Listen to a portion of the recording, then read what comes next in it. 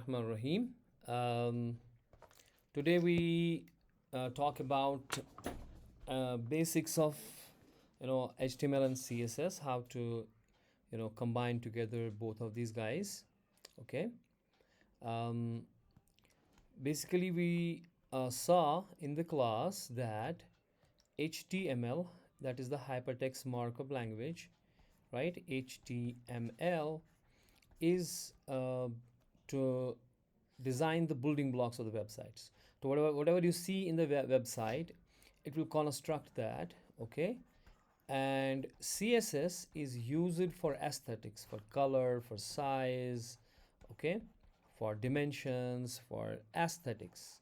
So it is used for aesthetics. And HTML is used for the construction of the page using the markup language. And we saw here that HTML, the first line is the doc type, which tells us that it is the version, which version it is. Though if this is the doc type, it is HTML5. Okay. Many times we'll see the HTML4 different doc types. Then the basic tags we have outside boundary is HTML, the HTML close. We'll say language is English. Then we have the head and we have the body. Body here is empty. We'll write in the body here. Okay, the head tag is where we have many meta tags. Meta means the data about the data. That is the it's the whatever you write here in the meta tag is actually what is inside the body.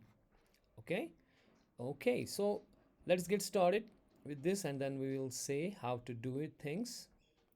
Let me get it on the side. Now here, first of all, in the VS Code, go to the file, we say open folder. Okay, and when I say open folder, we go maybe somewhere, documents or desktop or wherever you want to go. Okay, and there you create a new folder, for example, and call it, say for example, I call it this time new, and I say create and open. Now this will create me a new folder which will be my the project folder. So जो भी मैं इसमें करूँगा वो इसी folder में रहेगा. So I will close this firstly. Okay. I will extend this, and here in this new folder here, if you open it and just click this so that this blue box comes in. Now create one file and I call it the index.html. Okay, we give that .html to tell the browser this is the HTML page. We make also click again the blue box and then say again the new file. Okay, and this time I say style.css. Okay, now in the index.html we have to first create that HTML tag, the doc type firstly, then HTML tag, then head and body. So we use the emmet. We use what? You say shift and the exclamation mark and just click the emmet. It will create that. It's called boilerplate code, wherein we have the doc types, we have the HTML tag, we have the body, and we can do our stuff, right?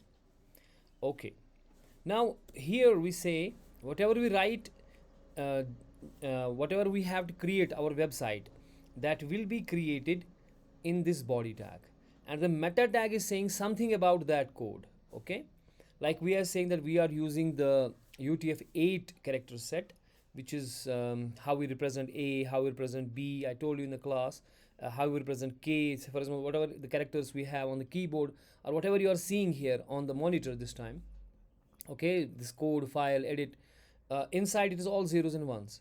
Then you need some code to represent the characters, and the text formatting we use here is the UTF-8. Okay, then we are saying this viewport. That viewport content is with device width initial scale 1.0. It's about containers, that if we have a container, for example, I say here the h1 tag and I say my first website. Okay, then I am got to have here the p tag, or I can have many more tags like div tag. Now I got a p tag here. Okay, and here I use the dummy text lorem. Okay, and this is my text here. Now if I give it a go and I want to see it on this is the page coming up, my first website, and this is the lorem here. Now this p tag is a container tag. Okay, the p tag is what? It is the container tag, the p tag. It's a container tag, and to see it, its boundaries, I can use the CSS. Now CSS can be done three ways. This is what we did in a class, and there were some, last seaters are not getting exactly, so I'm making this video for them.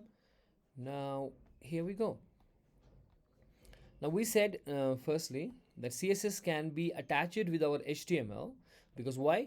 We want to create our website that is created using the HTML, but we want to style it, that will be using with the style. So we can do it three ways. Style, we can do three ways.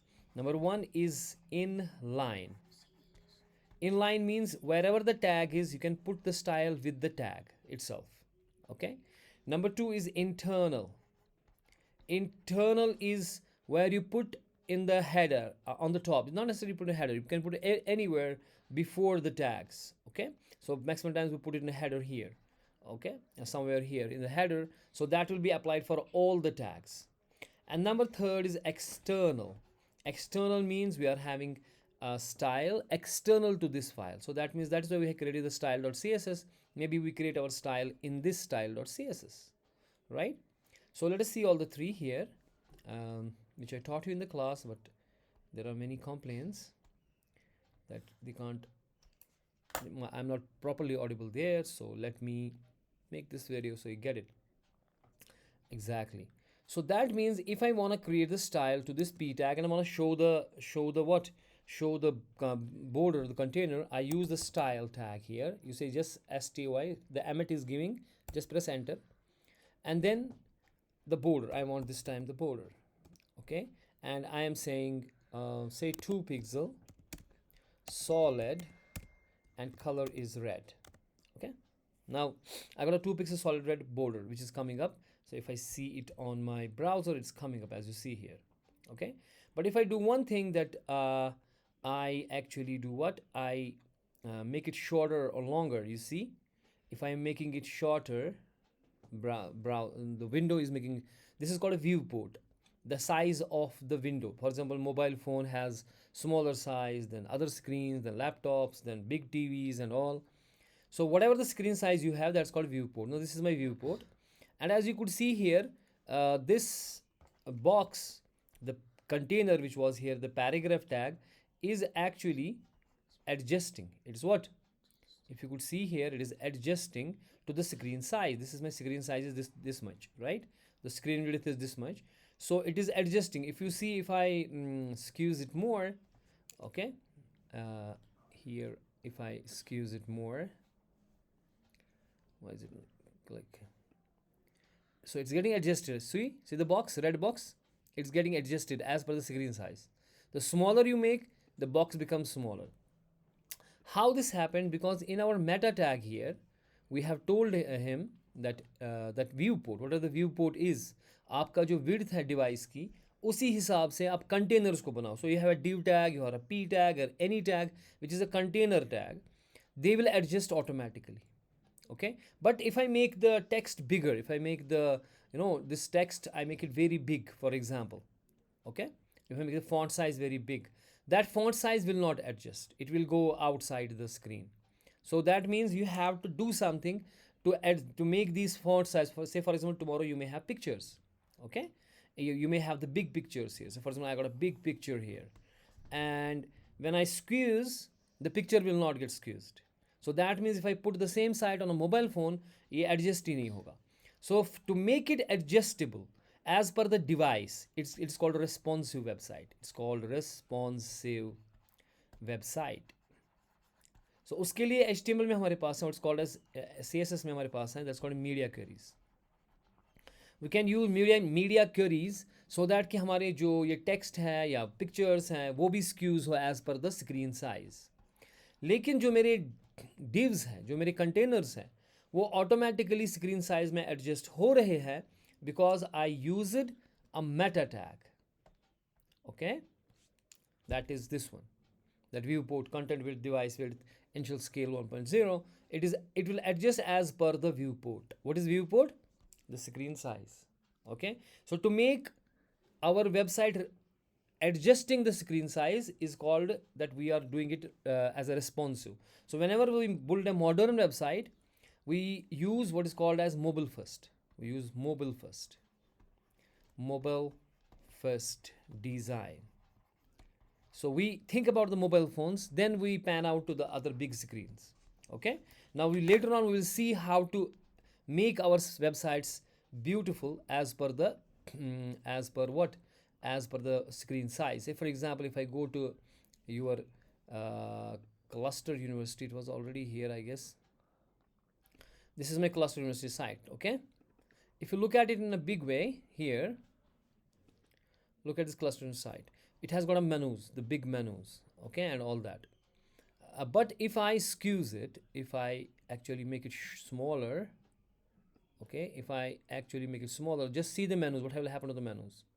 Now menus have gone to the second line. Okay, now if you skews it again, the smaller screen, maybe it is going to the mobile phones. Now these menus are gone, they are changed it into the hamburger.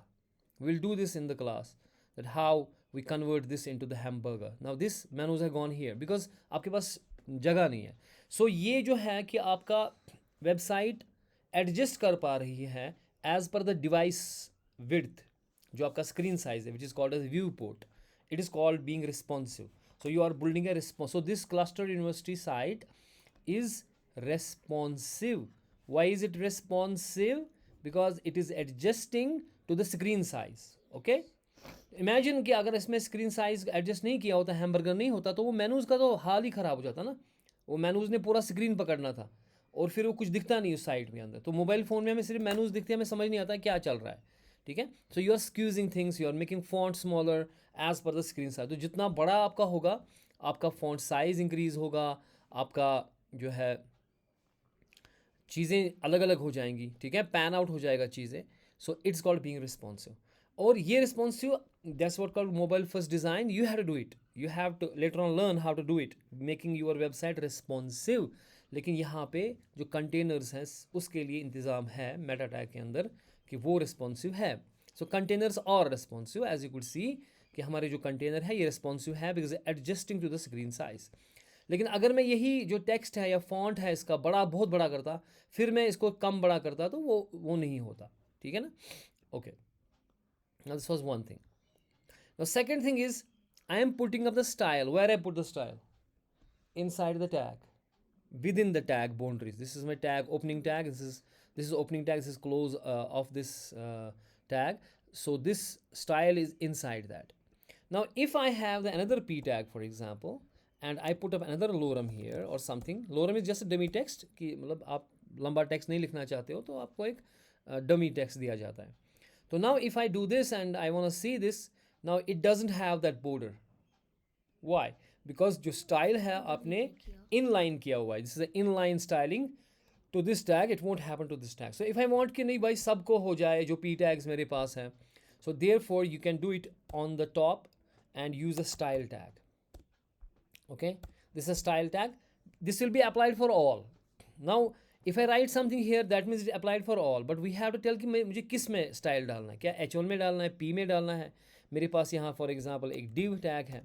ठीक है, और इसमें भी कुछ मैंने लिखा हुआ है. से फॉर एग्जांपल और ये div टैग, क्या मेरा स्टाइल p पे अप्लाई होगा, div पे अप्लाई होगा या h1 पे अप्लाई होगा. इट डिपेंड्स ऑन कि आप किसको अप्लाई करना चाहते हो. से फॉर एग्जांपल आई से कि भाई मेरे को ये स्टाइल लगाना है on the p tag only, तो I will write the p. Okay, then I will write the braces. Now whatever style I will put on, it will be on the all the p tags, but it will be on all the p tags. Like if I say कि भाई मेरा जो border है वो आप करना एक चीज़ काम, वो आप 4 पिक्सल कर लेना. ठीक है, और solid and red. ठीक है, solid blue कर लेते हैं. ठीक है, मैं डिफरेंट कर रहा हूँ. ठीक है, solid blue 4 pixel solid blue, ये सब के लिए लगा ना. लेकिन इस वाले पी टैग को अपना भी है, इन लाइन भी है. ठीक है. Now when we give it a go and see it, कि आप देखो जो मेरा डिव टैग है उसके ऊपर कुछ नहीं लगा. ये पी टैग 2 थे और ये h1 था. मेरे पास h1 ऊपर है, द माई फर्स्ट वेबसाइट. फिर मेरे पास एक पी टैग है, फिर दूसरा पी टैग है, फिर तीसरा है. जो इन लाइन लगा वो सिर्फ इसी के ऊपर लगा, और ये जो वाला है ये सिर्फ इस पे लगा. ठीक है ना. अगर मेरे पास एक और पी टैग होगा for example, and I have put up something here, third this one. Okay, now if I see it here, जितने भी p टैग्स हैं उन सब पे लगेगा, लेकिन इसने ओवरराइड किया क्योंकि जो ये वाला चीज़ है ये ऊपर था, पहले ये स्टाइल लगा होगा उस पर भी, पहले वाले पर भी, लेकिन इसने ओवरराइड किया वो वाला स्टाइल, इसने अपना स्टाइल लगा लिया, उसको हटा दिया, ठीक है ना, ये ओवरराइड हो गया ना, इसको वो ऊपर वाला लगा, ड्यू में कुछ नहीं था तो ड्यू में कुछ नहीं हुआ, और H1 में हमने कुछ नहीं किया था तो H1 में। अब कभी आप ये भी कह सकते हो कि भाई मेरे को सारे में ये स्टाइल नहीं लगाना, मुझको सब में स्टाइल, मुझे सिर्फ इस पी टैग पे लगाना था, ठीक है। Then there is another thing we have to give them, जैसे हमको जैसे मैं कहूँगा क्लास के अंदर मुझे स्टाइल लगाना है स्टूडेंट्स के ऊपर, तो वो सब पे लग जाएगा ना, जैसे स्टूडेंट क्लास में गर्ल्स एंड बॉयज़ है, मैं स्टाइल लगाऊंगा सब गर्ल्स पे, तो वो सब पे लगेगा ना, है ना। तो मैं चाहता हूँ नहीं सब गर्ल्स पे नहीं, मुझे कुछ गर्ल्स के जो है जिनको सिलेक्ट मैं करूँगा, ओके। से for example I say then I will use something like I say class name, आई से व्हाट, पूरे कॉलेज पे नहीं लगेगा, जैसे क्लास में लगेगा, से फॉर एग्जाम्पल BCA के लिए। एंड सिमिलरली इफ़ आई से एग्जैक्टली मेरे को एक ही लड़की पे लगाना है, then I use kind of a roll number, roll number is like ID, like what. So class is कि क्लास क्या होता है कि जिसमें मल्टीपल चीज़ें लोग, अगर मैं इस पी टैग को भी वो क्लास दूंगा, इस पी को भी क्लास दूंगा, इस पी को भी वो क्लास दूंगा, तो जिस जिस पी को क्लास होगा उनको वो स्टाइल लगेगा, ठीक है। और जिस जिस ID पे लगाऊंगा मैं, ID is a particular one thing, ID एक हो सकता है, रोल नंबर से भी एक को हो सकता है, अगर मैं कहूँगा roll number 20, it can B only one person ना in a class, you cannot have any, but in a class, in a group, class is like a group, so group can apply for everybody, like for example I say like this, you'll understand it this way. अगर मैंने ये वाला p tag तो inline, ये inline text हो गया ना, inline border, इसको इनलाइन ये टैग इसको रखे हैं, ये p टैग है यहाँ पे, ठीक है। मैं इसका ID दूंगा, ठीक है, मैं इसका ID दूंगा कि ये मेरा SP रखूँगा मैं इसका ID कुछ, ठीक है। देन मैं इसका क्लास दूंगा BCA, ये वाला मेरा BCA, इसका क्लास हो गया BCA। सो इस P टैग ने ये क्लास ज्वाइन कर दिया, यानी कि ये इस ग्रुप में आ गया, BCA ग्रुप में आ गया, लेकिन ये SP इसका अपना नाम है, ये किसी और को नहीं हो सकता, लेकिन मैं अगर इस P टैग को ID दूंगा SP, ठीक है।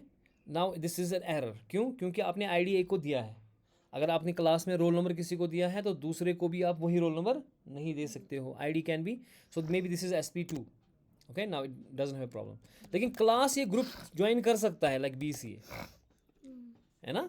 सो मेरे पास दो चीज़ें आ गई, ID और class. Class is like a group and ID आपका अपने टैग का स्पेशल नाम है, okay okay. Now maybe I have another P tag here for example,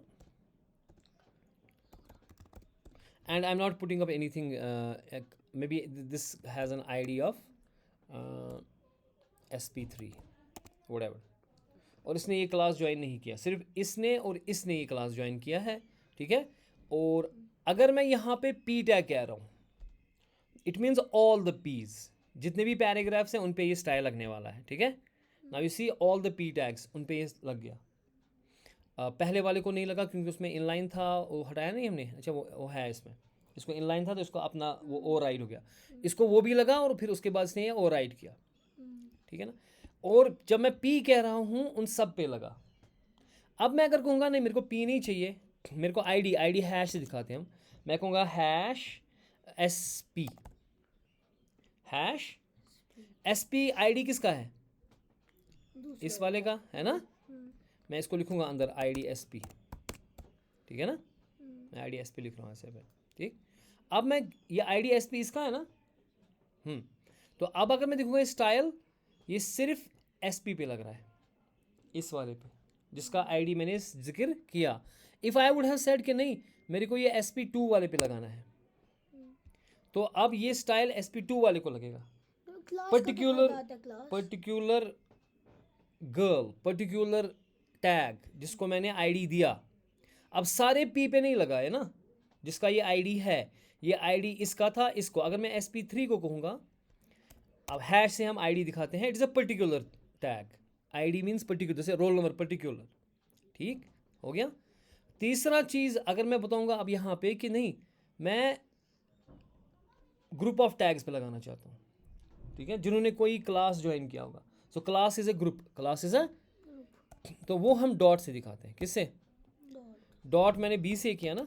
अब जिसका नाम बी सी है, जिसने क्लास बी सी हमने लिखा है, उसको क्लास बी सी किया है, उस पे अप्लाई होगा। अब इसको बी सी किया था, इस पे बी सी किया था क्लास, ठीक है ना, ये बी सी वाला है और ये बी सी वाला है। सो क्लास से हम मल्टीपल टैग्स को टारगेट कर सकते हैं, आईडी से हम पर्टिकुलर एक बंदे को टारगेट कर सकते हैं, चाहे वो कोई भी टैग हो। बात समझ आई? देखो जो आईडी है, अगर मैं जनरल टैग नाम दूंगा लाइक पी टैग या h1 या मैंने डिव टैग कहा, वो जितने, अगर आपको 1000 डिव टैग्स हैं सब पे लगेगा, 1000 पी टैग्स हैं सब पे लगेगा, ठीक है ना। लेकिन अगर मैंने क्या किया कि मैंने आईडी कहा, ID will be only particular one tag, okay. अगर मैंने क्लास कहा, class will be a group, जिसको टैग को मैंने ये क्लास दिया होगा उस पे अप्लाई होगा। बात समझ आई? ओके, नाउ क्लास कैसे हम दिखाएंगे स्टाइल में, डॉट से, और आईडी कैसे दिखाएंगे, पाउंड साइन से, हैश से, ठीक है, ये भी आपको याद रखना है इसमें। तो पहले चीज़ मैंने अब मैंने स्टाइल दो तरीके से किया यहाँ पे, we have put up the style in 2 ways. देखिए मैंने स्टाइल दो तरीके से, एक मैंने यहाँ पे किया, ये इसे इंटरनल बोलेंगे क्योंकि इंटरनल टू द फाइल, और एक मैंने इनलाइन किया, inline means inline with the tag, ठीक। तीसरा होता है कि ना मैं ये करूँगा, for example I don't want the inline, I don't want this external, अब मेरे को स्टाइल ख़त्म हो गया सारा, किसी पे स्टाइल नहीं लगेगा क्योंकि ना मैंने इंटरनल रखा ना मैंने इनलाइन रखा, मैं चाहता हूँ कि मैं एक्सटर्नल करूँ यहाँ पे। सो यहाँ पे मैं अगर चाहता हूँ कि मैं किसी क्लास पे काम करूँ, then I will say dot, and मेरे पास क्लास नाम था BCA, और मैं चाहता हूँ उन जिसने क्लास BCA मैंने रखा है जिस टैग को, उसका जो है बॉर्डर 5 पिक्सल हो, सॉलिड हो और रेड हो फॉर एग्जांपल, और मैं उसकी विड्थ भी देना चाहता हूँ लाइक 60%, और मैं उसकी हाइट करना चाहता हूँ 200 पिक्सल, राइट। अब ये उस पे लगेगा जिसको, तो कुछ तो हुआ ही नहीं, अब ये क्यों नहीं हुआ, very good, because we have to link ना। स्टाइल जो है मेरे पास है, ये अलग फाइल है, लेकिन इंडेक्स को कहाँ पता है कि मेरे को कौन सी फाइल है, index do not know which file we are talking about, क्योंकि ये स्टाइल अब इसको लिंक करना पड़ेगा इस इंडेक्स के साथ। So for that we go here, title से ऊपर करते हैं, टाइटल नीचे करें, कहीं पर भी आप कर सकते हैं, बॉडी से पहले करना है, तो वी से लिंक कोलन CSS, शॉर्ट में आप ऐसे लिखें लिंक कोलन CSS, फिर एंटर मारें, तो ये खुद का लिंक जो इसमें लिखना पड़ेगा कि relation is style sheet href means hyper reference, यानी कि कहाँ पर है वो फाइल, कौन है वो, उसका नाम क्या है, उसका नाम फिलहाल style.css है। अब ये लिंक हो चुका है। नाउ यू सी कि जो BCA, क्योंकि BCA इसको हमने क्लास दिया था, हमने BCA क्लास जो है इसको दिया था और इसको दिया था, इन दोनों को दिया था। तो इस पे देखो विड्थ, बॉर्डर, और जो भी स्टाइल हमने किया था, जो भी whatever style we do that is here, right, ठीक है ना। तो आई मे से लाइक हियर ऑल्सो कि इनको मुझे चाहिए फॉन्ट साइज से फॉर एग्जांपल 40 पिक्सल, मैं लंबा करूँगा, से for example 60 pixels, okay. Font weight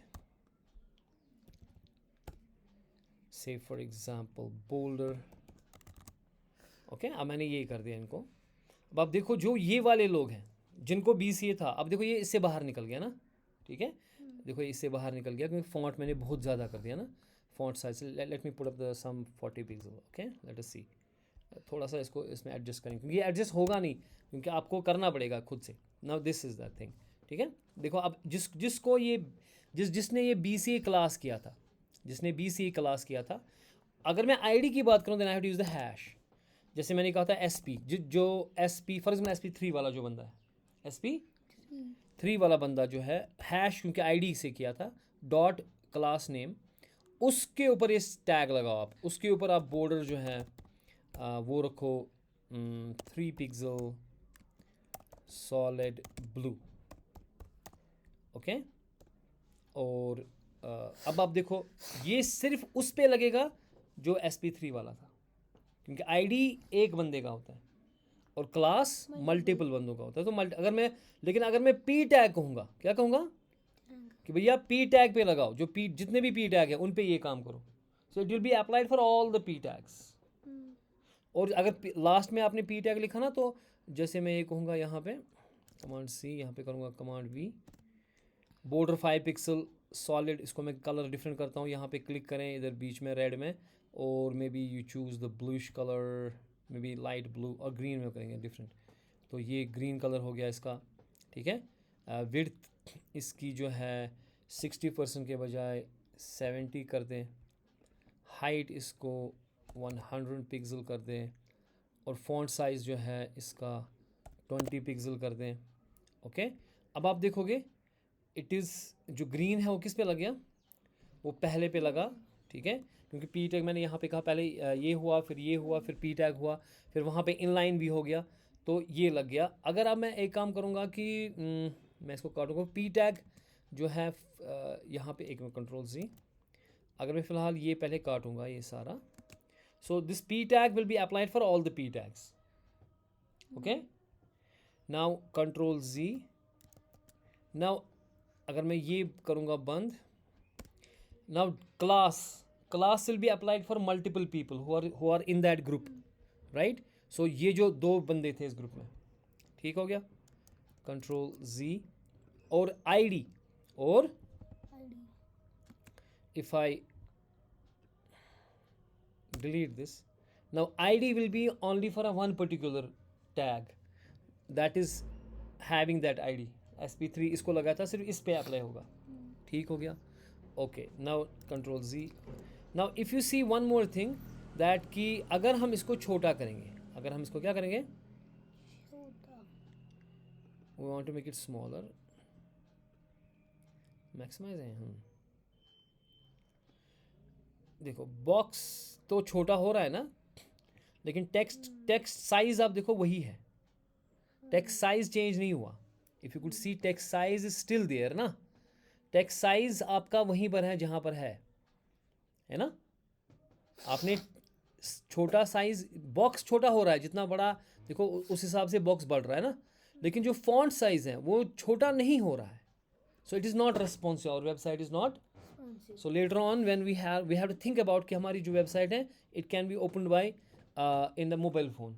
आपका कॉलेज का वेबसाइट जो है, you can open it on a mobile phone, you can open up in a tab, you can open up in a big laptop, on a screens, different size of screens, उस सब में adjust होना चाहिए, लेकिन ये तो adjust होगा ही नहीं। अगर आप देखोगे अब ये मैसी बन गया ना सारा, ये टेक्स्ट बाहर निकल गया, क्योंकि तो हमें चाहिए कि हम इसको स्क्यूज़ करें टेक्स्ट को, ये खुद से नहीं होगा, कंटेनर हो रहे हैं खुद से। क्यों? क्योंकि आपने यहाँ पे क्या लगाया, ये वाला व्यू पोर्ट वाला टैग लगाया, ठीक है ना।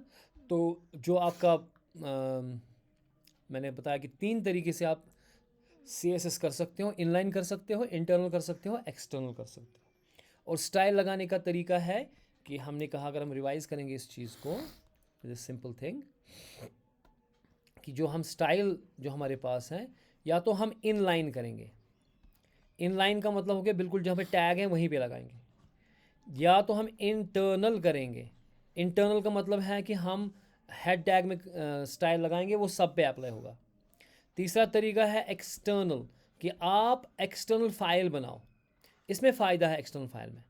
पहली बात जो है इंटरनल का, इनलाइन का ये मसला है कि उसी टैग पे लगेगा, तो अगर आपको 50 पी टैग्स हैं उन पे लगाने थे, वो आपको अलग अलग लगाना पड़ेगा, वो बेवकूफ़ी है। इसलिए आप कॉमन लगाओ इंटरनल में आपको एक कॉमन टैग यहाँ पे लगेगा और उस पर वो सब पे अप्लाई होगा। लेकिन वो मैसी बनेगा HTML के साथ साथ CSS, जब बड़े प्रोजेक्ट होते हैं, बिग प्रोजेक्ट्स, ठीक है ना, तो उसमें आपको बहुत ज़्यादा CSS लिखना पड़ता है, तो वो समझ नहीं आएगा किधर कौन चीज़ है। तो और वो आप यूज़ भी कर सकते हो. आपने एक वेब पेज बनाया, उसका पूरा अच्छे से स्टाइल किया and all that, you can use that in external file and use that in your other project also. हम इसको उठा के दूसरे प्रोजेक्ट्स में डाल सकते हैं. सो इसलिए external style is always preferred one. Got it? Okay, that's all for today. Hope you got it.